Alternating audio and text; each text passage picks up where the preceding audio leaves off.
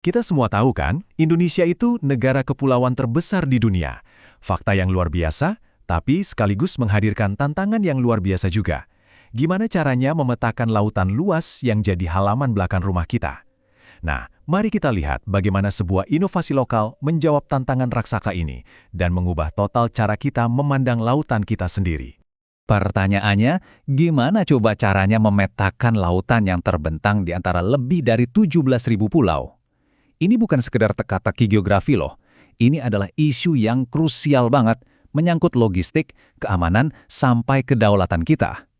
Kalau pakai cara lama, ini tugas yang nyaris mustahil. Dan inilah angka yang jujur aja, cukup mengejutkan. Saat ini, baru sekitar 6% dari perairan teritorial Indonesia yang super luas itu yang sudah dipetakan secara detail. Iya, cuma 6%. Bayangin, artinya 94% sisanya itu masih misteri.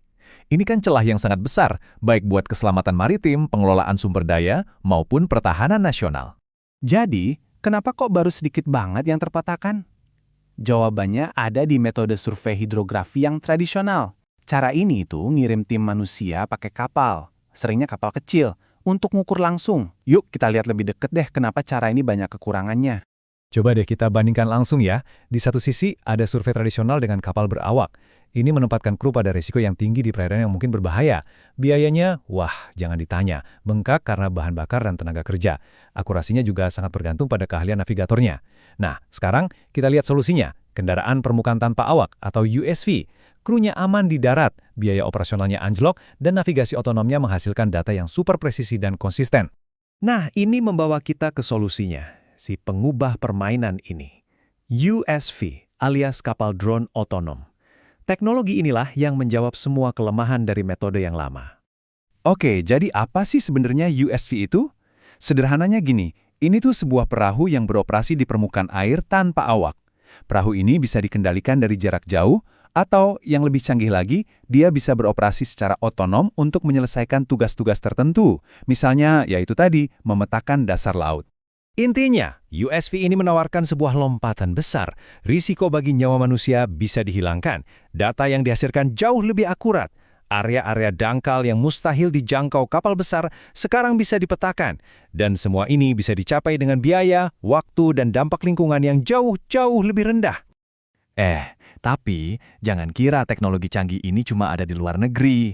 Justru, mari kita kenalan dengan contoh nyata dari inovasi ini yang dikembangkan langsung di Indonesia untuk menjawab tantangan Indonesia.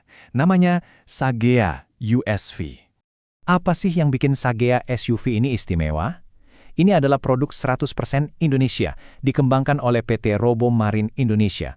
Semuanya, dari desain sampai manufaktur, dilakukan di Bandung dengan kolaborasi bareng talenta-talenta terbaik dari institusi seperti Institut Teknologi 10 November. Angka ini penting banget. Sagea USV punya sertifikasi tingkat kandungan dalam negeri atau TKDN sebesar 60%. Ini bukan cuma angka, ini adalah bukti komitmen nyata untuk membangun ekosistem teknologi maritim nasional yang mandiri dan berdaya saing. Salah satu kunci kehebatannya ada di desainnya. Banyak model Sagea itu menggunakan lambung katamaran. Itu loh, desain yang punya dua lambung paralel. Ini bukan cuma soal gaya ya, tapi desain ini memberikan stabilitas yang luar biasa. Ini penting banget untuk memastikan sensornya bisa mengumpulkan data kedalaman yang presisi, tanpa terganggu goyangan ombak. Terus, gimana cara kerjanya di lapangan? Prosesnya super efisien. Pertama, operator memprogram jalur survei jadi semacam bikin peta digital berisi garis-garis yang harus diikuti si USV. Kedua, USV-nya diluncurkan, dan dia menjalankan misinya sendiri, sementara kru tinggal memantau dari pantai. Ketiga, dan ini yang paling penting, data kedalaman itu dikirim kembali secara real-time, jadi kontrol kualitasnya bisa dilakukan saat itu juga. Analogi paling pasnya mungkin kayak robot penyedot tebu di rumah Anda. Dia kan nggak bergerak acak, tapi mengikuti pola yang sudah diprogram secara metodis biar seluruh lantai bersih.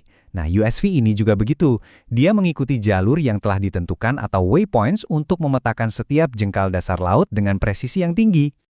Tentu saja, teknologi secanggih ini baru bermakna kalau ada dampak nyatanya. Yuk, kita lihat bagaimana USV ini benar-benar membuat perbedaan di berbagai sektor penting di Indonesia. Seberapa besar sih peningkatannya? Angka-angka ini udah cukup menjelaskan. Dalam sebuah studi kasus, USV berhasil memangkas biaya bahan bakar sampai 83% dan waktu survei sampai 75%. ini bukan lagi sekedar perbaikan, ini adalah sebuah revolusi efisiensi. Penggunanya pun beragam banget.